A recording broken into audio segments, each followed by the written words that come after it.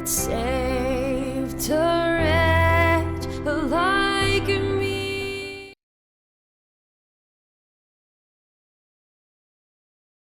Amen. Amen, liewe luisteraar. Ons kyk weer na die blye boodskap, die volheid wat gekom het in Jesus Christus. Toe hierdie groot God van die hemel in Jesus Christus kom, en hy kom besoek die aarde vir een doel, en dit is om die aarde vry te spreek, om alle mense vry te spreek. En dit is so 'n wonderlike realiteit, as ons daarna kyk. Ons is laas in die boek van Efesiërs, en ons gaan weer 'n bietjie daarna kyk. Luister net daarna, in Efesiërs 1 vers 3. Hy sê, geseënd is die God en Vader van ons Here Jesus Christus, wat ons geseën het met alle geestelike seëninge in die hemel in Christus. Hierdie ryke seën het na die mens gekom in Christus. Toe Christus in God die wêreld met homself kon versoen het. 2 Korintiërs 5 vers 19, dit is so interessant. Hy sê dit is God wat ons met hom kom rekonsilieer het en ons sonde nie weer aan ons sal toereken nie. Is so belangrik dat ons die ware evangelie sal ken en die ware evangelie sal glo, en ons weet dat is alleen geloof wat jou red, niks anders nie, net geloof wat jou red. Nou, hierdie blye boodskap gaan vir 'n lang tyd uit. Nou skryf die skrif in Amos 8 vers 11. Kyk, daar kom daar, spreek die Here, dat ek 'n honger in die land sal stuur. Nie 'n honger na brood en nie 'n dors na water nie, maar om die woorde van die Here te hoor. Dit is so belangrik dat ons op die plek kom waar ons die woord van die Here sal erken en alleen daarin sal staan, nie in enige ander realiteit nie. Ons weet dat toe God die eerste keer sy volk om uit verkies het op aarde, toe kies hy die Joodse volk as sy eie volk, en hy bedien hulle, en hy gee vir hulle liefde, en hy is betrokke by hulle al die tyd, maar ons weet hoe dat hulle hom teleurgestel het tot die bittere einde. Nou is dit interessant dat hy selfs vir hulle die wet gegee om vir hulle te lei, maar self hierin het hulle 100% gefaal en gesien dat dit nie moontlik is om daardie wet te onderhou in die vlees nie. Nou het die tyd aangeloop en die Christene het op een of ander manier daardie wettiese beginsels vir hulle self aangeneem, terwyl die skrif baie duidelik is. In Romeine 2 byvoorbeeld, vers 14, ek dink, Romeine 2 vers 14, hy sê, want wanneer die heidene, wat geen wet het nie, van natuurlik die dinge van die wet doen, is hulle vir hulle self in wet, al het hulle geen wet nie. Heidene het geen wet gehad nie. Die eerste wat die heidene van die evangelie gehoor het, is die blye boodskap. En dit lees ons van in Efesiërs 1 vers 13. Luister net hoe pragtig is dit. Hy sê, en wie julle ook nadat julle die woord van die waarheid, die evangelie van julle redding gehoor het. Jy het net gehoor daarvan. En wie julle nadat julle ook geglo het, verseël is met die Heilige Gees van belofte. Dit wat God aan die volle mensdom beloof het deur Abraham, dat hy sal sy Heilige Gees stuur en die sal ons in alle waarheid lei, en al die beloftes het gekom deur die Heilige Gees. Deur daardie Heilige Gees het God ons geseën met al die geestelike seëninge in die hemel in Christus. So 'n ryke heerlikheid waarmee hy ons geseën het. Die heidene vind ewe skielik uit, wanneer hulle die skrifte begin studeer, dit wat nog selde of ooit gebeur het. Kyk 'n mens na Efesiërs 3, vers 5 en verder.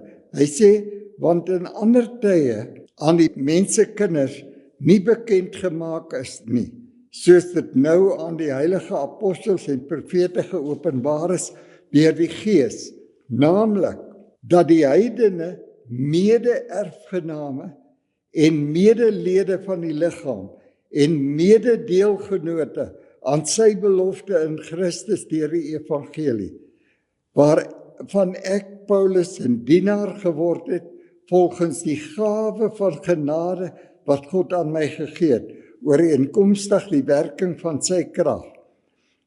Aan my die geringste van al die heiliges is hierdie genade gegee, om onder die heidene die evangelie van die onnaspeurlike rykdom van Christus te verkondig. Eerste ding wat die heidene hoor, is van hierdie onnaspeurlike rykdom wat vir hulle gekom het. Nooit 'n wet gehad nie.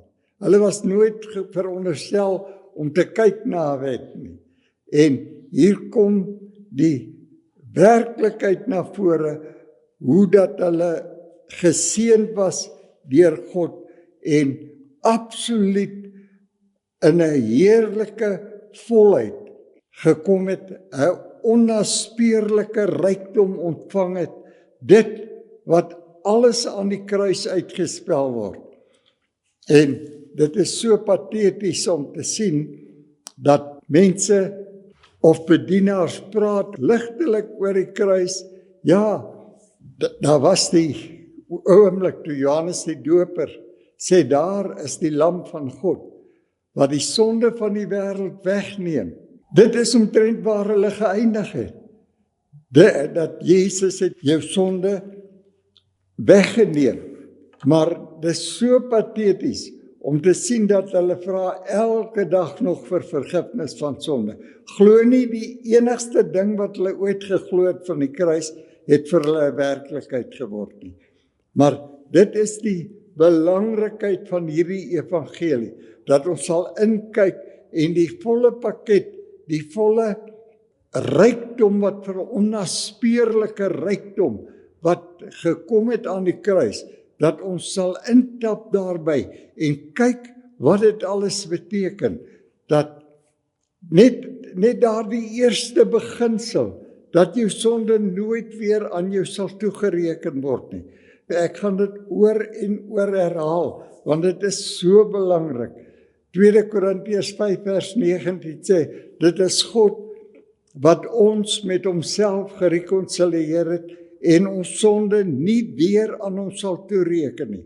Met ander woorde, sonde, vergifnis was 'n ewige werklikheid aan die kruis.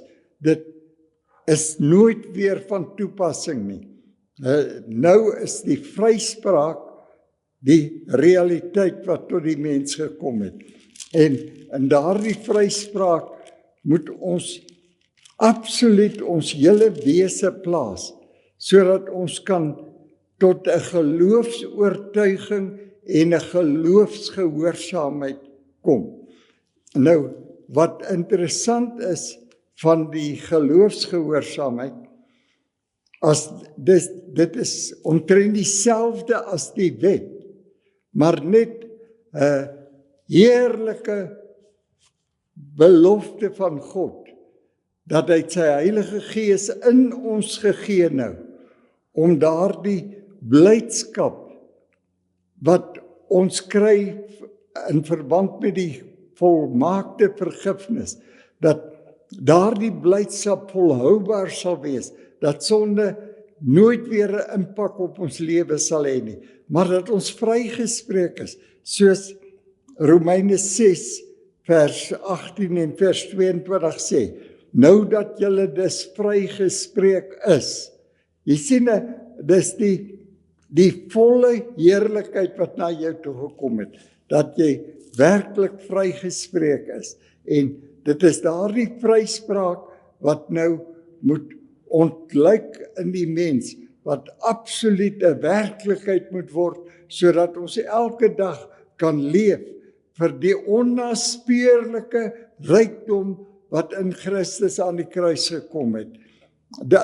Die belofte dat ons vrygemaak is, dat ons 'n erfdeel in die ewige koninkryk van God sal hê, dat ons mede-erfgename van Jesus Christus is, en dat ons hierdie beloftes het, wat vasstaan vir tyd en ewigheid.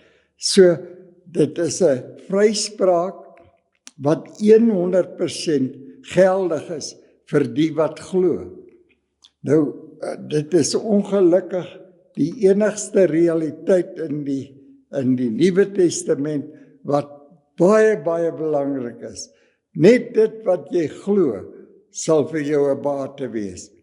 As jy nie kan glo dat God jou liefhet nie, as jy nie kan glo dat hy jou ryk verklaar het nie, 2 Korintiërs 8 vers 9 sê, God het Jesus wat ryk was, arm gemaak, sodat ons kan ryk wees. En daardie rykdom het in die gees na die mens gekom. En alleen wanneer jy dan besef dat jy's 'n gees, siel en liggaam, dat jou gees al die beloftes van God in jou gees vervul word, sodat jy in jou gees verryk is. Dit wat ewig gaan staan, vlees is van baie korte duur. Is absoluut die gees waarin die ewige werklikheid gevestig is.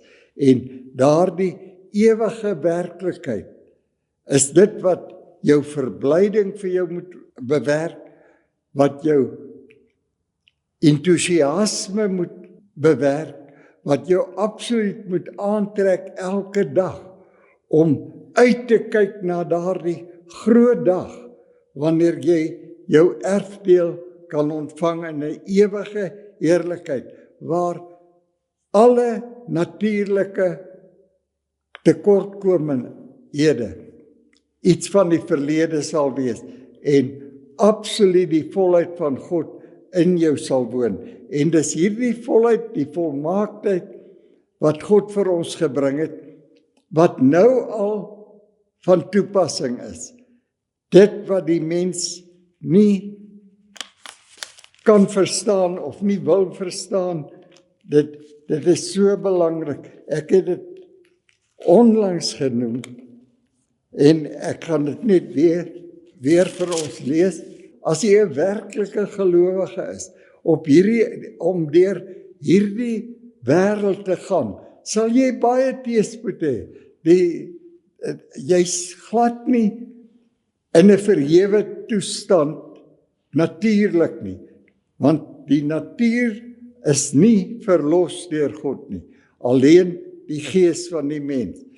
Nou is dit so belangrik, as jy sien hoe dat jy vrygespreek is in die geestelike realm.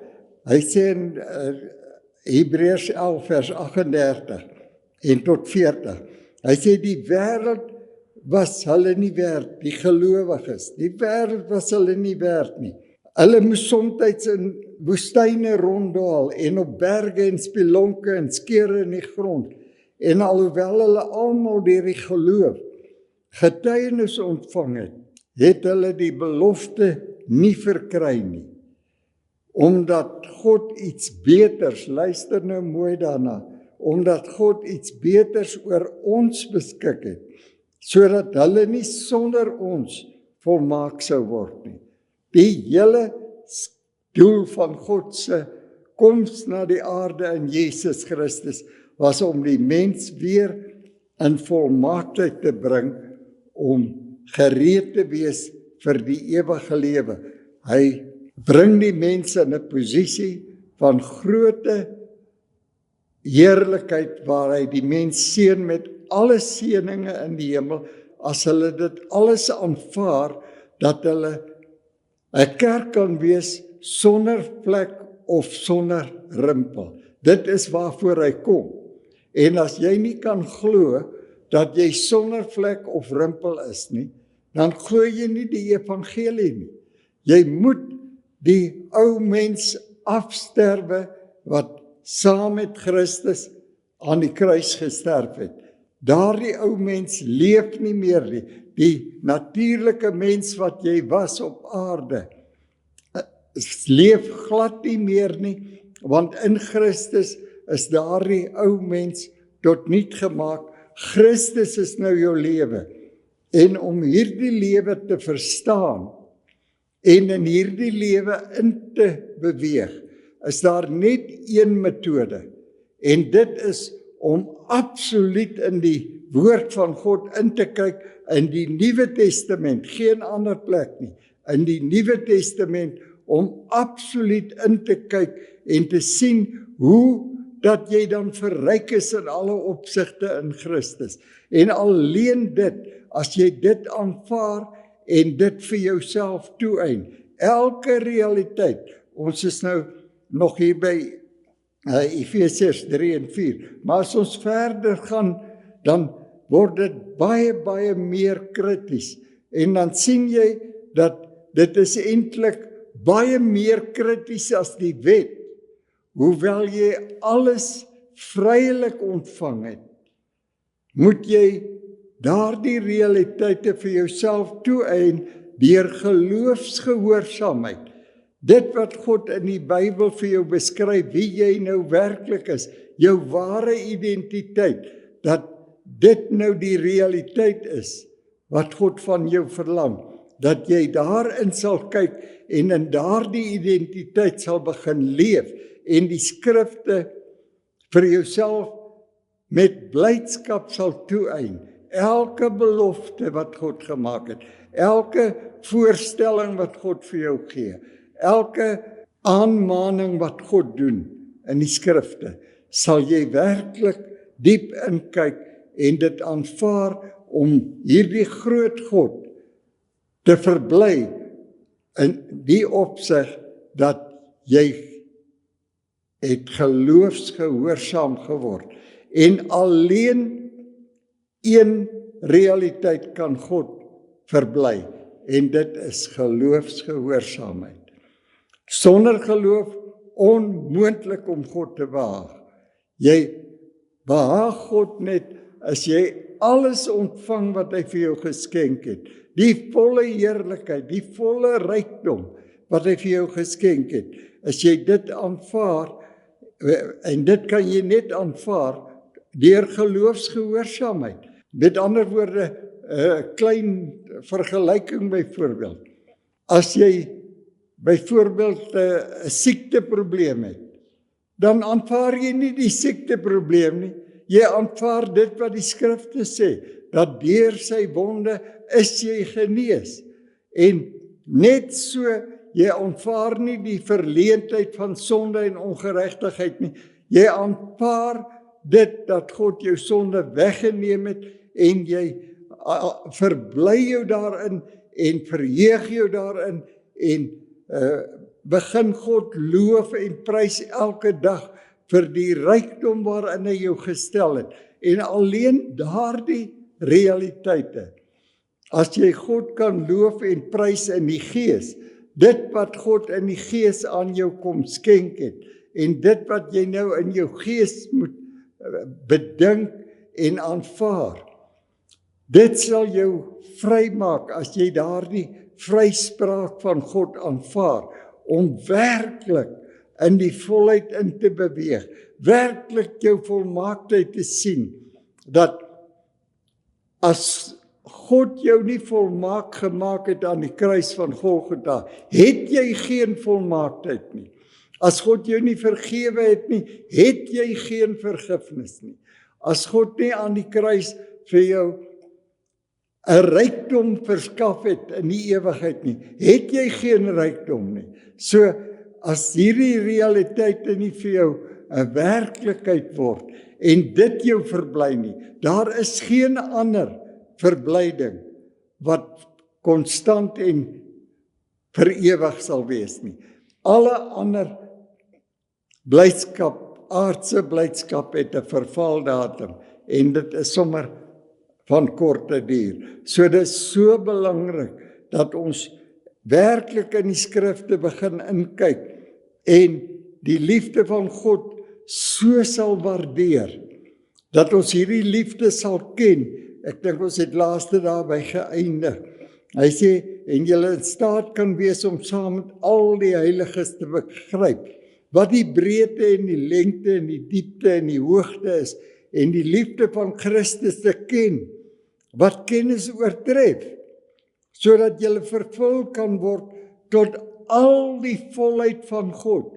Kan jy dink die realiteit waartoe God jou wil bring, dat hy wil self pas staan vir jou aan die einde in die oordeelsdag. Hy wil in jou kom woon, maar jy moet dit aanvaar deur die geloof en aan hom wat mag het om te doen ver bo alles wat ons dink, volgens die krag wat in ons werk. Aan hom die heerlikheid in die gemeente in Christus Jesus, deur alle geslagte tot in ewigheid. Jy sien, dit is so pertinent vir ons beskryf, dat die verborgenheid van die evangelie is dat Christus het in ons kom woon, en Kolossense 2 vers 9 en 10 sê, in Christus woon die volheid van die Godheid, Vader, Seun en Heilige Gees, en julle het daardie volheid. As jy dit aanvaar, as jy nie die volheid aanvaar nie, as jy nie self in die spieël jouself kan sien, in die spieël van die woord nou nie, dan het jy dit nie. So dit is so belangrik dat ons absoluut in die skrifte sal bly en absoluut na hierdie woord sal luister, sodat wanneer daar die tyd kom dat die woord sal skaars word, dat dit in jou hart sal wees en in jou mond. Dit is so wonderlik om na so 'n groot woord te kyk en te weet dat dit alles geskenke van God is, alles uit sy liefde geskenk is, van A tot Z, alles geskenk, dit wat hy vir ons vereis, is alles dinge wat hy vir ons geskenk het, maar ons moet dit aanvaar, sodat ons die rykdom daarvan kan ondervind. Prys sy groot naam.